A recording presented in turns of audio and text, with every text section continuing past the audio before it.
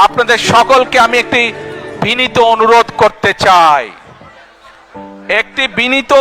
করতে চাই, করব সত্যি?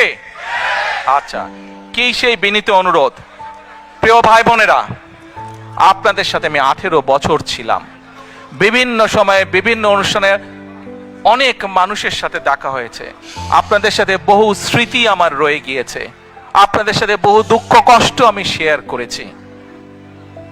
আপনারা বিভিন্ন সময়, আমার বক্তব্যের শুরুতেই বলেছি, যুক্তরাজ্য সহ বিভিন্ন দেশের প্রবাসী, বিশেষ করে যারা জাতীয়তাবাদী, বাংলাদেশি জাতীয়তাবাদের রাজনীতিতে বিশ্বাস করেন, আপনারা বহু মানুষ বিভিন্ন সময় আমার পরিবারের দলের বিপদের সময় আমাকে মানসিকভাবে সাহস দিয়েছেন, সহযোগিতা করেছেন, সমর্থন জুগিয়েছেন।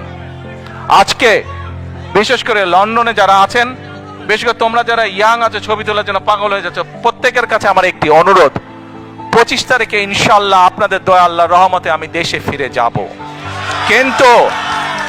কিন্তু এখানে উপস্থিত, এই ঘরে উপস্থিত প্রত্যেকটি মানুষের কাছে আমার অনুরোধ, দয়া করে কেউ আপনারা এয়ারপোর্টে সেদিন যাবেন না। দয়া করে কেউ আপনারা এয়ারপোর্টে যাবেন না আপনারা। কারণ এয়ারপোর্টে গেলে একটি হট্টগোল তৈরি হবে এবং মানুষ জানবে যে এরা সব বাংলাদেশি, এবং দেশের সুনাম নষ্ট হবে, দলের সুনাম নষ্ট হবে। যারা এয়ারপোর্টে যাবেন না, যারা সেদিন এয়ারপোর্টে যাবেন না, আমার আজকের এই অনুরোধ যারা রাখবেন, আমি ধরে নিব তারা দল এবং সর্বোপরি দেশের সম্মানের প্রতি মর্যাদা রাখবেন। আর আমার মানা করা সত্ত্বেও, আমার অনুরোধ করার পরেও যারা যাবেন, আমি ধরে নিতে বাধ্য হব যারা ব্যক্তিগত স্বার্থের জন্য সেখানে গিয়েছেন।